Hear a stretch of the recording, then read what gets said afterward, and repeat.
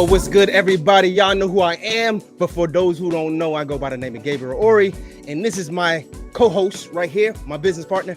What up, y'all? JR. What's happening? Oh, calm, cool, and collected JR. How you feeling, my brother? I'm good, man. I can't complain. I feel you, man. I'm good. Yeah, so we still in the month of November, Turkey month, like we like to call it. This is the month of giving thanks, and we just like to give thanks to everybody. So look, y'all share this video, tag an engineer, tag a music producer, tag musicians, artists, anybody that deals with the music industry, music business, the recording processes, things like that. People who, especially artists, and before I introduce the guest, how was your day, JR? We got to ask that. How was your day today? Man, my day was great, man. I done a lot today at work, and it was good. I'll put it that way. I'm not trying to say too much about that, but it was good. Busy, family life. Family first. I saw you put up a post a week ago or so saying, I forgot Miles what Monroe? the post was saying. Yeah, like put your wife, Miles Monroe is that dude. I know. He's that dude. But speaking of that dude, listen, we got a very special guest, backstage with us tonight. He hails from the great or the greater North Charleston, South Carolina. Listen, I know everybody, those who come out to the Charleston scene and you go to like lounges and things like that and events, and y'all hear this brother's sound. He's worked with plenty of artists. He's a mixing engineer. He's a mastering engineer. He's a recording engineer. Grammy songwriter. A Grammy songwriter. Look, I want to say, he's worked with a lot of people. I was going to say he's an artist as well, but we'll find that out, when he gets in. So his family is very known in the Charleston area. Very, very known. And if you don't know who I'm talking about by now, I just want to introduce to some and present to other the one, the only Mr. CL BAXTER. Give it up for CL. Yo. What's up, man? Hey, we're gonna put some sound effects or something like that. I love it. I love it. How you doing, my brother? I'm doing well. No complaints, man. Now, listen, for those who don't know, we reached out to CL. We kind of know CL from back in the day, man. And when we reached out to CL and said, hey, man, can you come on our podcast, for us? Because we starting to back up and we want to grab some real heavy hitters, from the city. He hesitated not. He said, you like how I did that shit? Yeah. He hesitated. Without question, man, he said, yeah, I'm on it. So, man, we appreciate you for being here on Ask a Producer. This is a show that's not necessarily only for music, producers, but we believe here that everyone is a producer of something, right? Mm-hmm. So we hope you're producing, positivity, producing life and not death, But listen, CL, I gave you a little Rudy Poop introduction, man, but why don't you introduce yourself to our audience and our platform? Yeah, I'm CL BAXTER, Calvin Lamont Baxter II. It's my full name. That's where CL comes from. I'm from North Charleston. Yeah. That's where my name comes from. I'm from North Charleston. Brought up in church, still in church, never leaving the church. I'm a producer, songwriter, engineer. I do all things music, man. Hey, I noticed you had to say that like 2 or 3 times. I'm still in church. I'm never leaving the church. Church is intertwined in my DNA. You felt you had to stress that one, huh? Oh yeah. I mean, church. We do it best, man. Church musicians, church. Like engineer. I mean, we do it best. Man, tell us about speaking of church. Like, I'm taking that you grew up in like a household that went to church, and I know your family, you full of musicians, and people like that. But how was it like for you as a young CL, growing up in a household like that, full of musicians and family that worships the Lord? It was good, man. I came from a background. there wasn't like too strict on like what we could listen to.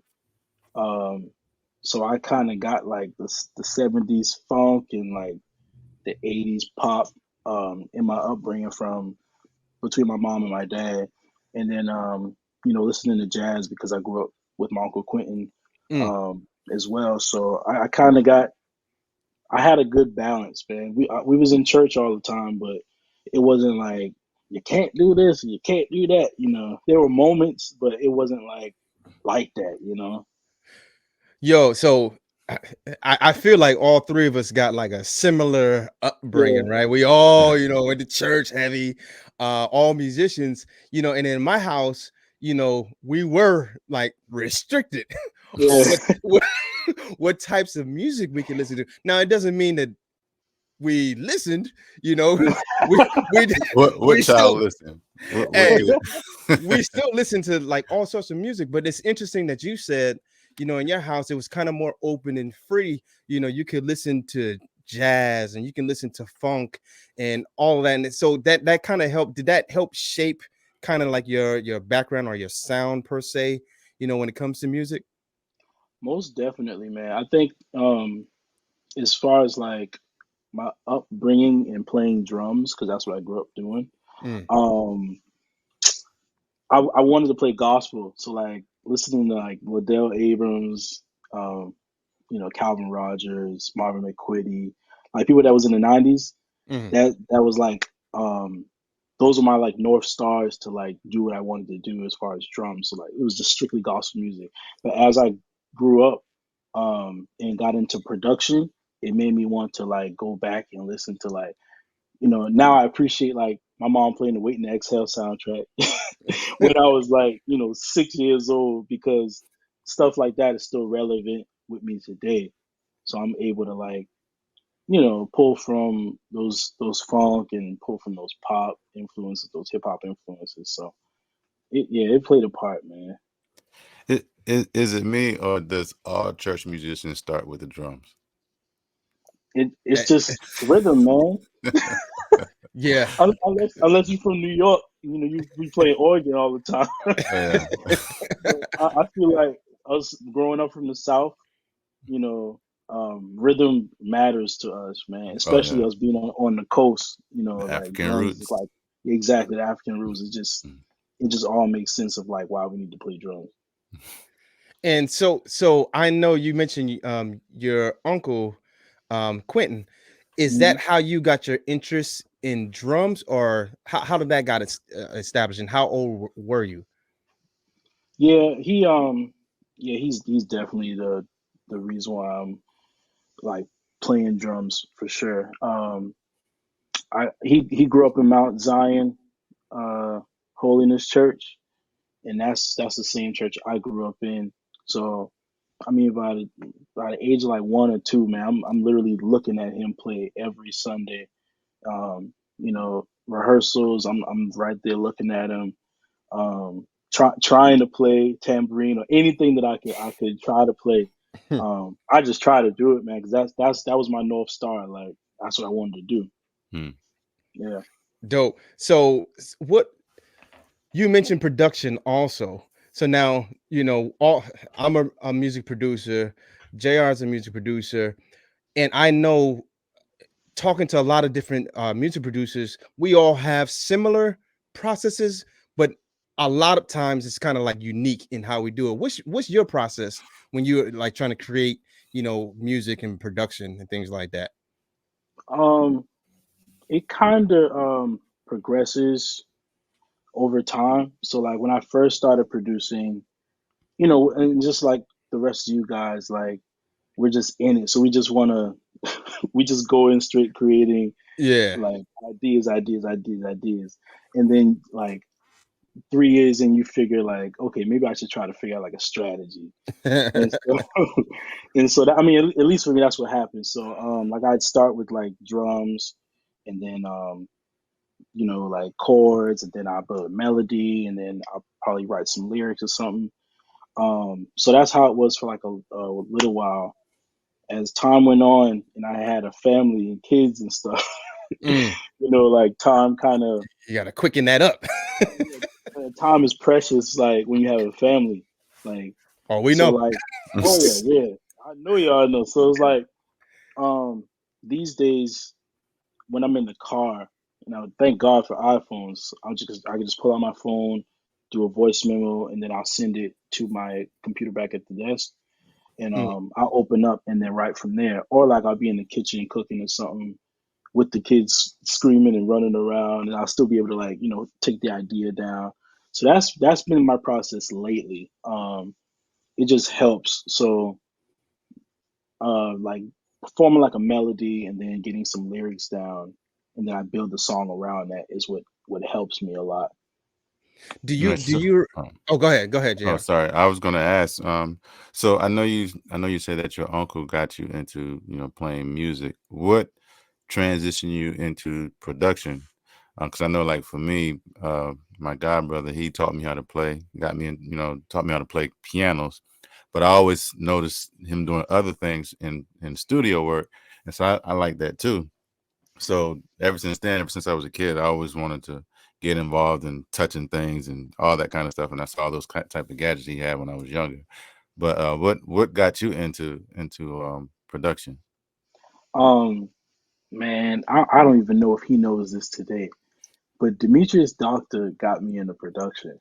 Oh wow! Oh, wow. Yeah, Shout like, out to and Demetrius. yeah, shout out to my brother-in-law and my brother-in-law. Demetrius, Um, yeah, Doc. me and Demetrius, we've been friends since I was in sixth grade. He was in seventh grade.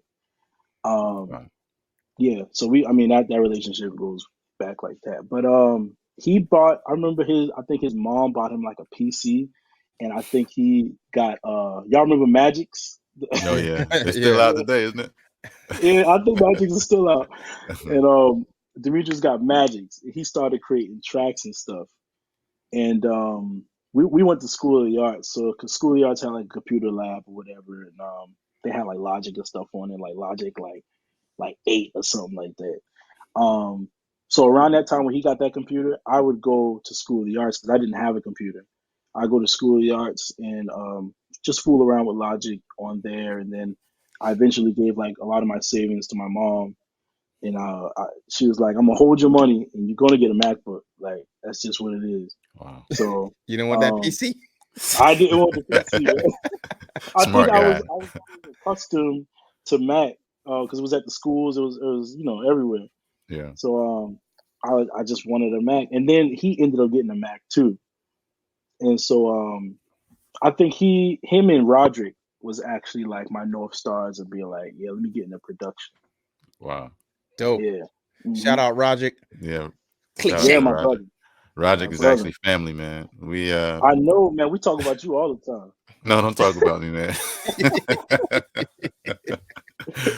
But yeah, that's my boy, man. I ain't seen him Yeah, in a man. minute. It's hard to get in touch with him, but shout out to you, Yeah. Roger. Yeah, definitely. And so what you mentioned production, right? And your processes, do you remember like the first artist that actually got on one of your beats or anything like that, or do you recall that time when the artist kind of did something on one of your tracks? Ooh. Somebody of status or just like anybody? Just Anybody. anybody, like the Yeah. first person, like you like, oh, like how that make you feel? Man, that's crazy. I never thought about it. It honestly may be Jeremy Washington, which is Stephen Washington's Oh, little brother. but I remember that. I remember when Jeremy Yeah. came out, and I know he was working with you. Yeah. Wow, so that's the first. I really believe like it is, man. But besides my sister, because Yeah. Shout out to your sister too, man. Sidebar. Yeah. That's how we met actually. Yo, Yeah. sister, Oh, bro. she tough, man. So we were working. I'm gonna say this real quick, man. We were Yeah, working in the studio. We was at Faith Faith Assembly. Assembly, yeah. assembly, yeah. And so we're working in Faith Assembly with an artist. I'm not gonna mention the artist, but this artist was looking for other, people to come and sing. So your sister actually was one of the persons that this artist brought in the studio, And me and JR, we in there running the session. And when we heard your sister sing, I'm like, hey, who's this? I was like, I gotta get her to be on one of my songs. And I promise you, bro, every song that she could possibly get on, I would send to her. Hey, Corinth, listen to this. Can you get on this? Man, she blazed. I have a song called "Awesome God." Yeah. That your sister blazed the vocals on, Man, and when I say blaze, I'm like, oh man, hands down, man. she makes Salute. it hard, man. She make like I Woo. work with a lot of singers, but I grew up with that. Like literally, she was harmonizing like everything. I would want her to stop harmonizing Wow. because it used to get on my nerves. But she'd be killing so bad. So like every time I record her, I'm still in awe, man. I did something with her last month. I'm Mm, just like, man, she just keep getting better and better. Like, Is, yeah. is, bro, is she is she coming out with anything? Are I y'all was about working to on ask that. something? I was about to ask. You know, man, y'all the first people that's gonna notice, man. But Well, everybody In about the to know world now. now. nah, it's a single I'm putting out called "Those Holidays," and me and her are singing on it, Mm. and Nice. she did some incredible work, man. You know what Nice. your sister reminded me, like when she first came in the studio, like she's very she can come off quiet, right? She'll just Mm. be in there like just to herself, and you wouldn't think like that voice is sitting in there, but when she Exactly. opens her mouth, boom, it's like, Yeah. oh, It's, hey, Corinth, can you sing the soprano part too? And we're gonna have you singing all the parts. yep. Easy too. I mean, it's nothing to her. Whoo, It's a And, wow. and, gift for sure. It's a gift. and speaking of singers, you actually related to Javetta or is it Timothy? I'm related to Javetta. So Javetta is my mom's sister. Wow. Oh, Yeah. okay. Hmm. Wow. Wow. So I it's did Yep. it's not know it's that. all on it's all Yep. in the family, man. And both sides, literally, like I mean, Wow. we got beat with it from both sides. And shout out to Javetta and Timothy Campbell. Oh yeah, that is one of my favorites, man, for real. Hey, And so go ahead. go ahead. Now you go ahead. You go ahead. I was gonna say, I know we're doing a lot of name dropping on musicians, out in the local area. But like speaking of the musicians in the local area, is there any like because you have a certain sound, I listen to your music, you have a certain unique sound. What band or what artist or what musician helped shape your sound, the sound that you have right now? Uh, Any influences or yeah, locally or just in general. in general? Um, oh Prince. I'm tripping. Prince is I like, can tell. Hey, I I could tell. like, yeah, since seventh grade. My uncle Quentin. It all points back to him, man. I don't know if he was dropping tidbits or what, but he got me my first Prince record, and it was Diamonds and Pearls. Mm, And I think since then, like, I mean, I think I took it seriously. Like then, I was like, Mm. okay, I got to do this, like, in some capacity. You know what I mean? Like, this is what I want to sound like. So, um, Prince is definitely a North Star for me. I'm a huge Kanye head. Jack Antonoff, Ian Kirkpatrick, David Foster. Um, yeah, them like some of my influences, but like I think like off the top, like Prince is definitely my guy. and what is it that specifically do you like about Prince's sound? Um, the Can you put it in words? I know music is like a feeling for a lot of people. yeah, Can you it's so encapsulate tough. that and put that in some words? You know, I don't know. I think it's like I'm a drummer, and I think he started off on drums too, if I'm not mistaken. But his programming on drums is like I think he set a standard for like drum programming. Mm. Mm, Like I don't even think people know it or like check for him in that way for drum programming. But if you really go back and like pay attention to what he was doing in like the 80s and like the 70s, you'd be like, oh man, like this is it. So I think like his drum programming and I'm a synth head. So his synth sounds are like impeccable to me. Yeah, I heard And you posted something on Facebook. I think it was I don't think it was live, but you posted some of your stuff that you was tracking. And yeah, when you was hitting them synth sounds and that bass synth, man, you was killing that joint, bro. thank I you, could man. I could hear Prince in the sound that Yeah, what you was working on. I appreciate it. But yeah, you fire stuff, man. I So, appreciate it, man. so Thank listen, you. we coming up to a break right here, but listen, when we come back, we're gonna deep dive with my boy CL. We want to know who's some of the artists or groups he worked with, and his he's a mastering engineer as well, and we want to know, like, some tips or maybe some secrets or maybe some things, advice, that artists may want to know. So stick around, we'll be right back. Sunday morning is one of the most segregated times in the country. So when we understand our role as believers in the body, we should be the most powerful force on the planet. The church is the largest special interest group in the world.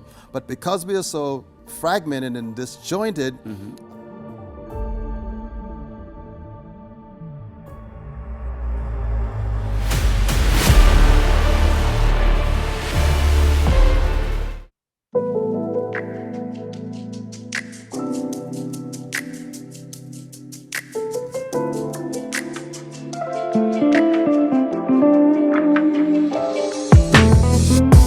This is the moment, the one where every detail matters, where the essence of who I am takes center stage.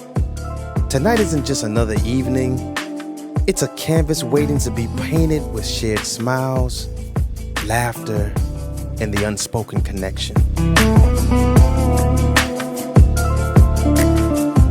It's not just a fragrance, it's a whisper of who I am, an unspoken invitation, a story waiting to be unfolded. With this cologne as my silent ally, I'm armed and ready to create a night that won't be forgotten by morning. Tonight, I become the author of an unforgettable story.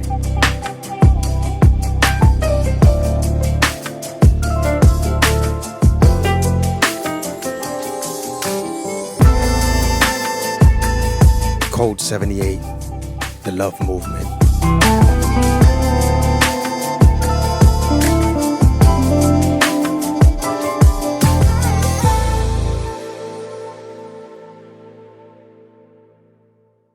I'll let go of running back to you. I'm letting go of, I'm going after you.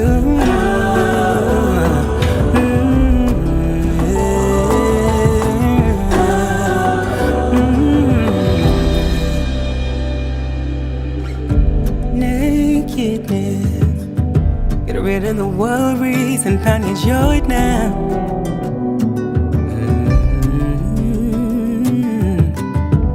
Nakedness. And we're back. So listen, that was my boy CL. Y'all listen to his music. You hear that sound. This guy is phenomenal. Mixing engineer, a recording engineer, mastering engineer. He does it all. So listen, CL, before the break, we were talking about, just artists and processes and things like that. Now we want to ask you, like, name some of the artists or bands, or groups that you've worked with, and that experience for you. Yeah, I work with my Aunt Zavetta Campbell. Her record should be coming out soon. Me and Demetrius Doctor produced that together. I've done work for the Life Center Church Charlotte, that album. I mixed that album Mm. and mastered that album. Um, I've done work for B Slade. Oh, Artist wow. owner name Wow. is Tone. Tone. Yeah, man, me and have an excellent working relationship in music and outside of music, man. That's like one of my brothers. Um, and that was super random how I got connected with him. That's another story for another day. But Do tell, uh, but you can tell later. yeah, I'll tell you, I'll tell you. Jackie Clark, which Mm. should be coming out soon. I have one cut on there, and I mastered the entire album. Um, Ranky Tanky, Chandler Moore, Maverick City. Yeah, too many to count. Yo, that's extensive right there already. The names you Heavyweight. dropped. Y'all hear that? Yo, that's hey. Hey, that's all I can do, bro. That's heavy right there. So is that a mixture of you are mastering records for some of them, you are songwriter on other ones, music creator. Wow, bro, hats off to you. And as a matter of fact, I know it's one, she's a local phenomenon out here, and that's Ashley Hale. Oh yeah, I just got done with her record. And see, that's when we were talking to her, when she mentioned, oh yeah, we were talking about something about sound or something like that, and she mentioned your name, and it's like, oh, that's right, I forgot CL does mixing, he masters, he does. So it's like, so that kind of like pushed us like, hey, we gotta get CL on that. Man, thank you, Ashley. Dope. So like, so you named one name that I want to kind of elaborate. I want you to elaborate a little bit more. Ranky Tanky, Grammy. Like, how did you get connected with Ranky Tanky? My Uncle Quentin, man. And Quentin coming up a whole lot of times. Maybe we should get Quentin on here too. Yes, that's the goat of goats, man, for real. He reached out in 2000 and I want to say 16, and his calendar is extensive. I mean, he's busy all the time. And he called me and was like, "Hey, there's a band starting, Ranky Tanky with Kiana, which I already knew, Charlton, who I already knew, Kevin Hamilton, who I already knew. I knew of Clay Ross, but we haven't formally met. So he said, there's a couple dates coming up that I can't do. And I really need you to fill in." And I was nervous because like those are some shoes to fill, So Clay actually called me and gave me the rundown. And I mean, I'm gone with them for at least, I mean, three to four times a month, man. They keep me busy. Like since 2016, they've been keeping me busy, and they welcomed me into their family. They've already been family, but now the Ranky Tanky family, So man, yeah, that's how I got connected with them, and through Clay Ross and my Uncle Quentin. Wow, you said a name. Oh, sorry, Gabe. I didn't mean to keep cutting you off. Go ahead. But you said a name, Kiana. Oh yeah. I remember when I was living in Latson at the time at my other house, and I had my recording studio, and I didn't know who she was. She came over. Troy McLean came over. My cousin Keisha Footman, and who else was there? I think it was just those three. They needed something recorded. You remember that? Yeah, I remember. Yes. I know you're going at it. Yeah. And so I didn't know who she was. So they needed to do a song or whatever, and they recorded. And then her name started popping up on social media, and I was like, "Oh, she's really out there like that." And then I saw that, she got a Grammy with the song, with not the song, but with you guys as far as Ranky Tank. And I'm like, wow. So that's dope, man. Yeah, Kiana's incredible. Like, I mean, easily like one of the best singers. Like if someone's standing next to me and just starts singing, like easily one of the best voices. Like, oh yeah, like to me, yeah. Like I'm just like, yo, she can sing. So much gifted people here in Charleston. Yeah. It's a lot to piggyback off of that. CL, what you said is kind of like I was gonna say, yo, so it's who you knew, it's who you know, right? A lot of times that opens those doors of opportunities, so you knew your uncle, and your uncle knows a slew of other people. And once you got that introduction, and got that head nod, hey, you in there, man. So yeah, I just want to say that I know you. You finish the rest. All things. No. So that's man. I'm just elated to hear that, because see, I didn't know that, right? And that makes me happy, man. I'm proud, for you. I'm proud to say, hey, I know a person that boom, boom, boom, boom, boom, filling the dots. Yeah. So I like that. I And you appreciate know, we from the same place. So I'm just like, yeah. So it. let's talk about music production for a second. Yeah. First of all, what software do you use when it comes to DAWs or DAWs and things like that? Um, Logic has been it's just been my thing. It's just songwriter friendly, you know what I mean? Like, so it's quick. It's quicker than Pro Tools. Like when you're trying to Oh, don't create. say that. Don't say that. Yeah, well, like when you're trying to create, I feel like it's quicker than Pro Tools.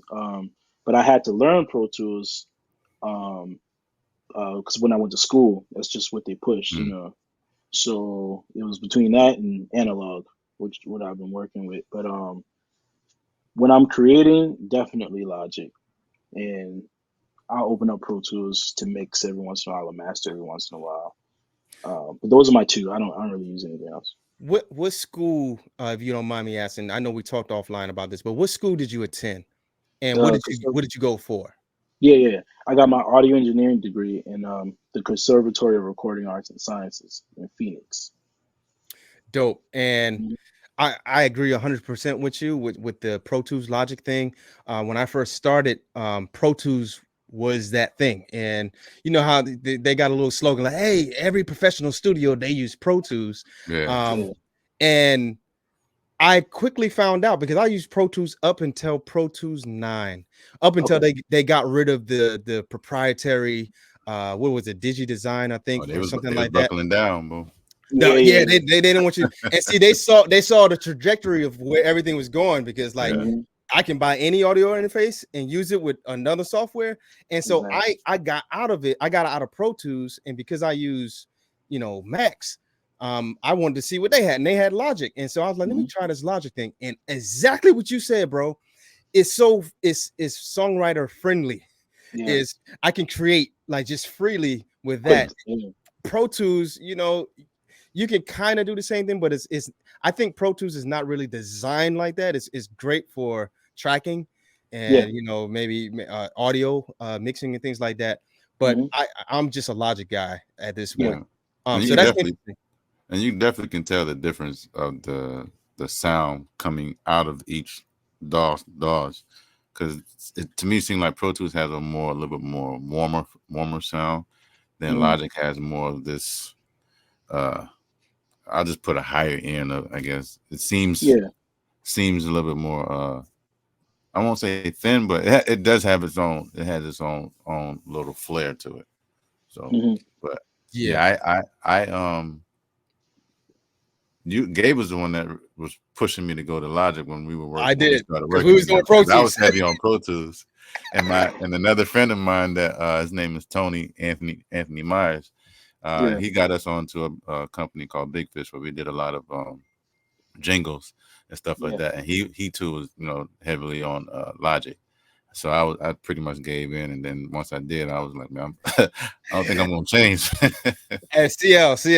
So I'm the type of person, right? Once I see something, I'm like, yo, I'm on this. I'm gonna Yeah. push. I'm gonna keep Oh, pushing. Like, hey, bro, yo, man, Pro Tools ain't it right now, bro. I will say this, man. Like, and to actually myth bust your theory on how they sound different. uh, I'm gonna because I thought it was a sound difference too, mm. but it's not. Oh wow, And that's because it's digital. So all of this stuff converts to ones and zeros at the end of the Yeah. day. yeah. They only start to change with currently the most recently the Luna software. I don't know if you guys heard of that. Say it again. Y'all heard of Luna? Yeah, Yeah, I think I yeah. heard of that. Yeah. So Luna is actually the first DAW that emulates analog recording. So Mm. Mm. like Luna will sound different from Logic and Pro Tools because they have like an analog summon thing that they're pushing, which Slate Digital actually started pushing um, back in like maybe 2010, something like that. But yeah, Right. Luna is actually the first DAW. It's like, okay, this DAW sounds different from everything else. And do you have Luna? I have Luna and How I you like like it? it. I like it. It's a learning curve, Yeah. I mean, but that's just with anything, you know. Like we're all of us are in like Logic, like, you know, 15 plus years, obviously. But it's a learning curve. But it's like, it just sounds incredible. I can't even front. It Mm. sounds incredible. Yeah, and you can pick like which analog summon you want to do. So like you can choose Neve or you can Mhm. choose API.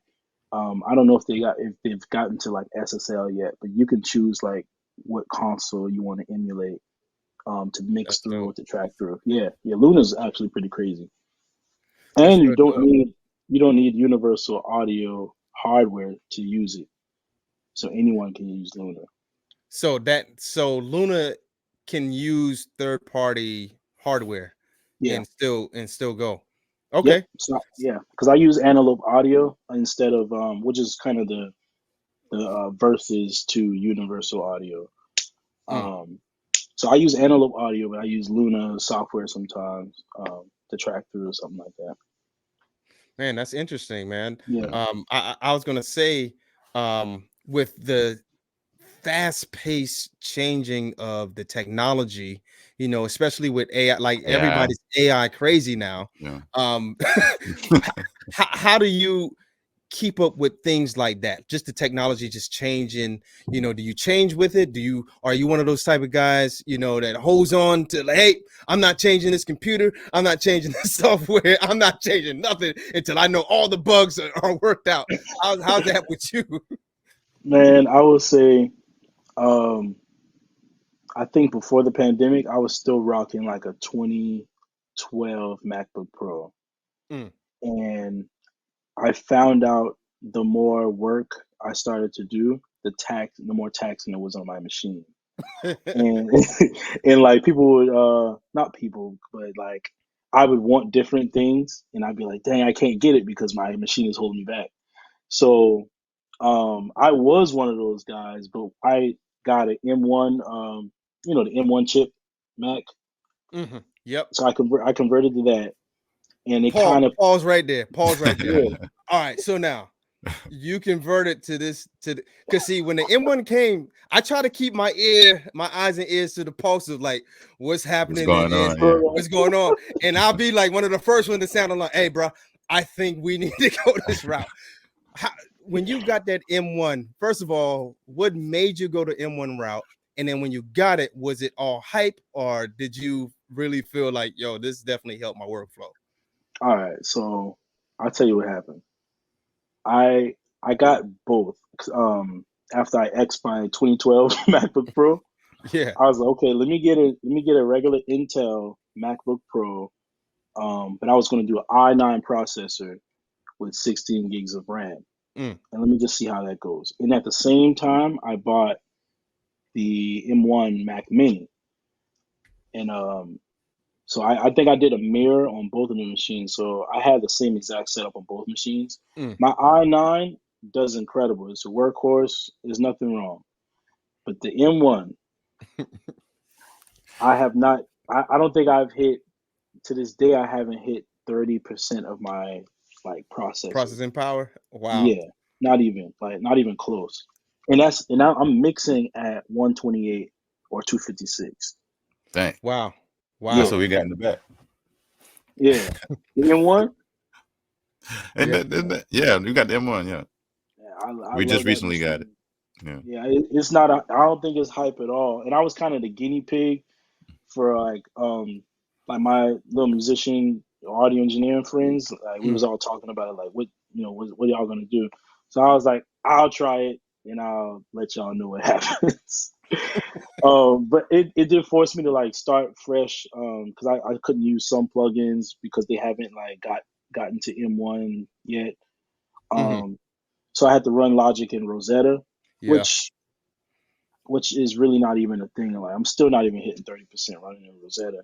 Wow. Yeah. So yeah, I M1 is definitely the way to go. I can't even imagine what the M2 is doing. Bro, I was just gonna say that. They got M2. Yeah, I can't even imagine what they're doing. I so I feel like you and I are similar. So Oh yeah, I went and got the M2. I got the M1. I got a few M1s, yeah, and my workflow went from here to there. As far as yeah, like processing Yeah. power, because we do a lot of videos as well, and I needed a workhorse. Yeah. And so when the M2 came out, I was like, man, I want to get the M2, but I just got all these M1s, and I don't want to spend a whole lot of money getting the M2. So I got me a Mac Mini M2, something just light to test the water, just to see how it is. I love Yeah. it, man. I love it. Yeah. Great machine.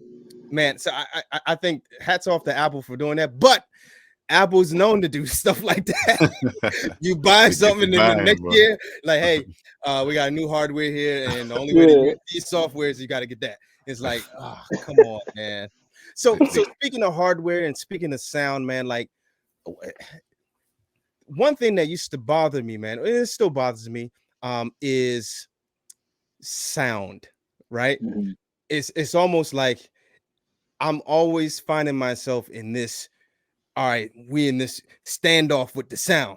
Like, and I'm like, I'm about to whip you today, right? Yeah. You're gonna get mixed, you're gonna get mastered. I'm gonna ride that bull, right? But sometimes, like, JR and myself, we'll get like songs and things like that from different artists. And one of the things that jump out immediately is like how it sounds. And it'd be like, man, I can't even really listen too much, man, because I'm instead of listening to the content, I'm listening to the sound, and I'm like, Exactly. I can't even focus on this because this is off, that's off, that's off. What would you, as a audio engineer, say to the artists, musicians of yesteryear and today? How important is sound, and how do you achieve that A1 sound? Give us a start to finish type scenario. Man, I have this conversation all the time. Like, It's no your one backyard. like, yeah, it's just my thing. Tracking is like the most important step of your project, and it's always going to be, because you can't polish a turd. That's what my teacher used to say. You can't polish a turd; it's still a turd. But like, I mean, he made a really good point. Like, if you don't have good tracking, you won't have good mixing. If you don't have good mixing, you won't have a good master. So if you start, and I mean, he went as far as like, say, if you don't have a good arrangement, you won't have a good song. It's just what it is. But um, that tracking, man, like by the time I'm pulling faders up or turning anything up, like it needs to sound good. It needs to. I'm not gonna say it needs to sound like a record, but it needs to sound like great with like no plugins, just the faders up, Yeah. maybe some panning, some volume. It just has to sound good out the gate. And if like it's lacking, then expect like your mix to lack as well. You know what I mean? And the master to lack even more.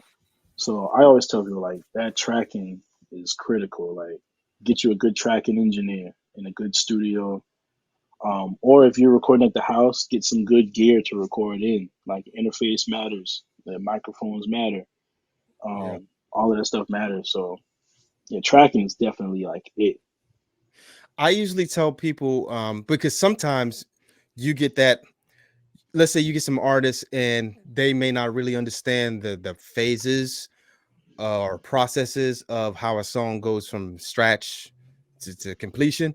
And Yeah. so when they come in to record, we usually call it, oh, this is a raw session, right? Mhm. And when we give them like just something to a rough, of it just to listen to, they might think like, oh man, this, why is it doesn't sound like this other record or whatever. It's like, hey man, this is just a raw, and our goal here was just to record. We don't want any clips. We don't want anything to distort, peak, anything like that. We're just trying to keep everything there. We want you to get your idea Yeah. out, but we want to get it in a way where it's not distorting, where it's not clipping, where it's not overpowering anything. And like you said, I think, and this is just from one recording engineer, mixing engineer to another, like I think my world opened up when I learned the art of panning. Oh yeah. The art of like Oh yeah. panning things, even if it's not mixed. You just kind of like you saying, you're just panning things over, giving it its own space, its Hmm. own place to live, and it's like the track sounds totally, it opens up for you. And It's I feel like critical.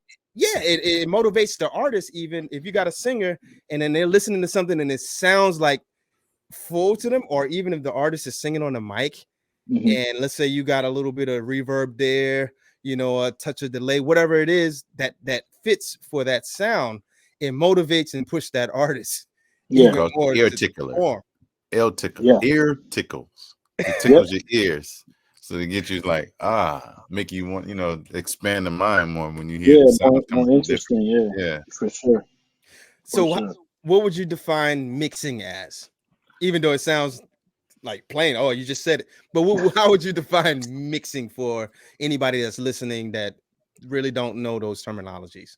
So I always I try to um give the analogy of like a coloring book.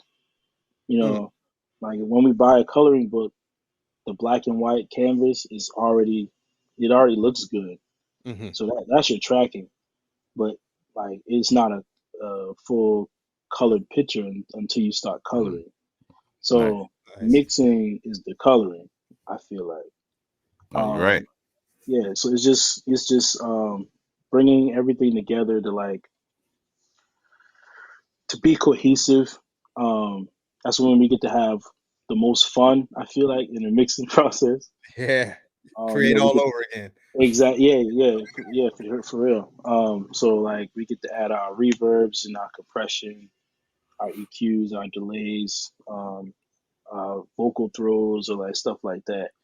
It's like coloring the tracking. I feel like that's the best way I could put it. To add to it, I used to be an art major, and I look at it as painting a picture or Yeah, drawing a picture. Because when you're painting a picture or drawing a picture, you first start off with a sketch, so that you can see what the actual drawing looks like. So before you do the sketching, is pretty much the outline.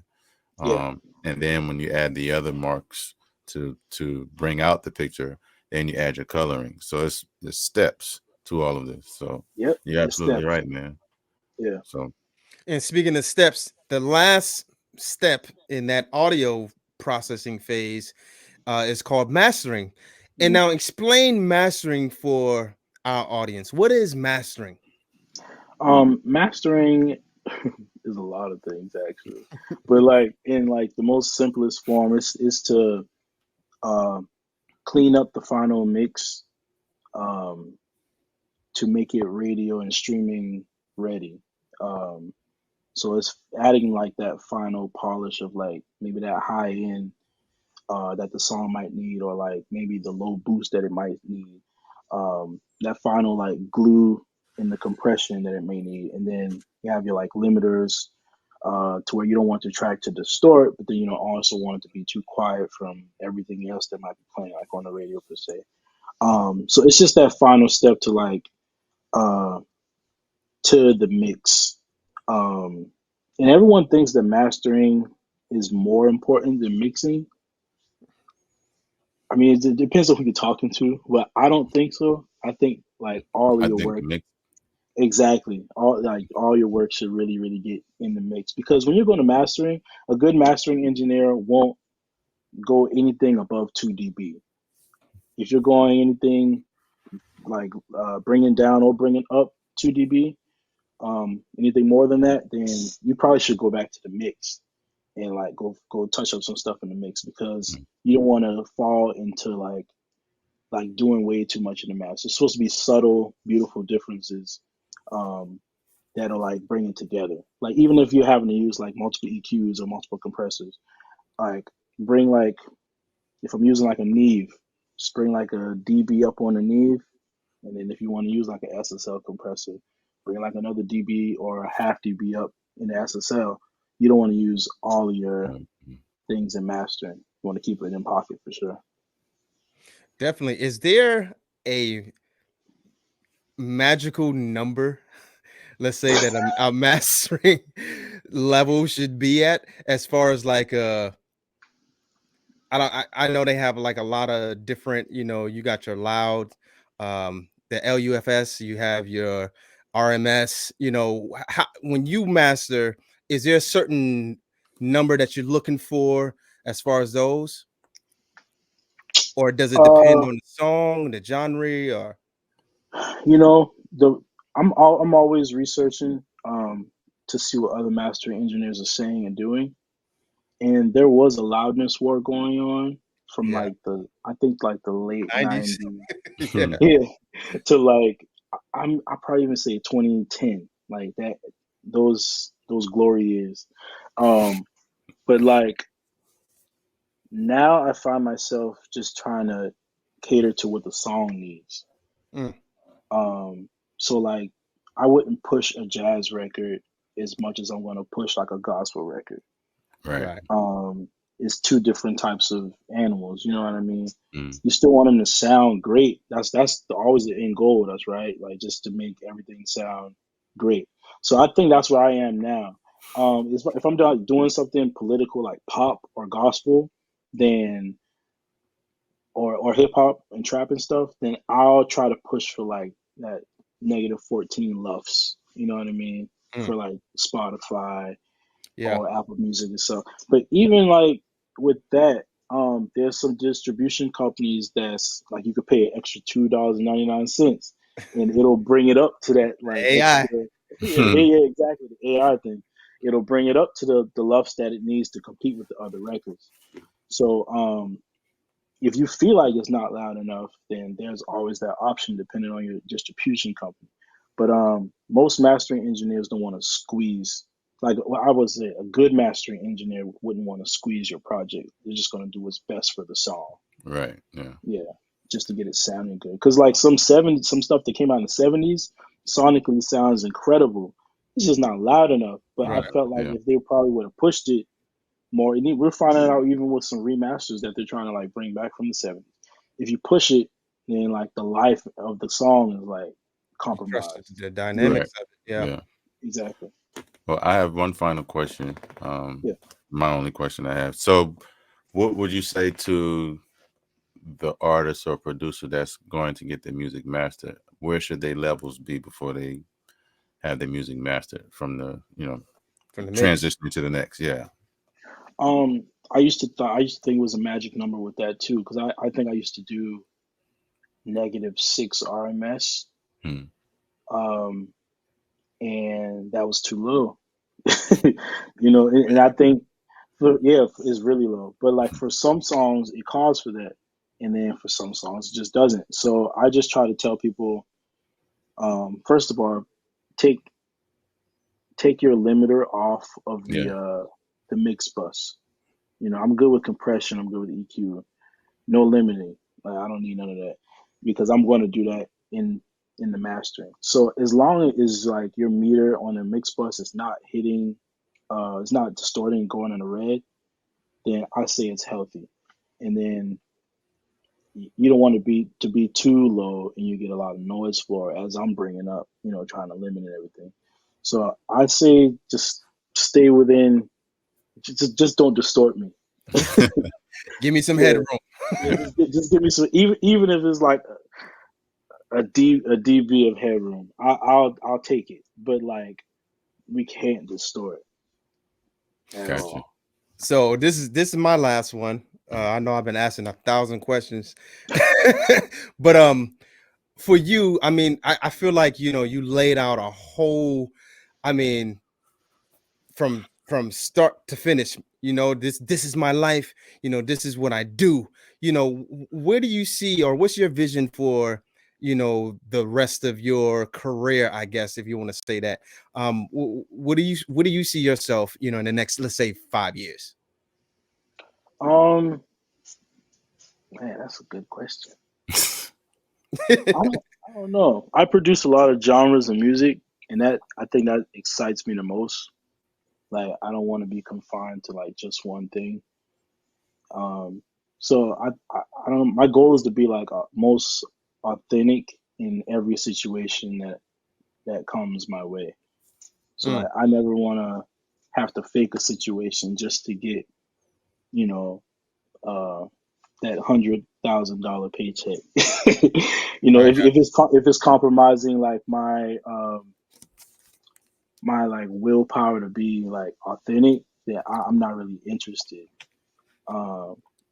So I think, man, and that's always gonna be my goal. I think just to remain authentic and to be um, like to do country and to do pop and to do gospel and to do rock, and I just want to be all on the map. I want to be one of those guys that can do anything. So that's my goal. Listen, man, where can people reach you? You know, what's your social media handles, all that good stuff? Instagram is Nivlak_Rexab RETXAB, and I think I'm just most active on Instagram. Okay. Hey. Yeah, Follow them on Instagram. yeah, follow me on Instagram.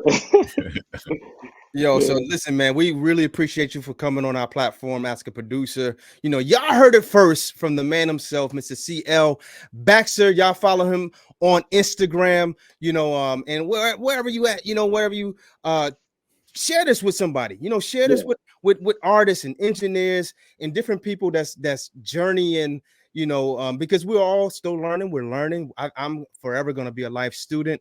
I think I could say that for JR and CL, you Mhm. know, learning never stops, you know. Exactly. really. And this whole business of music, you know, well, I said business, this whole process, you know, could be technical.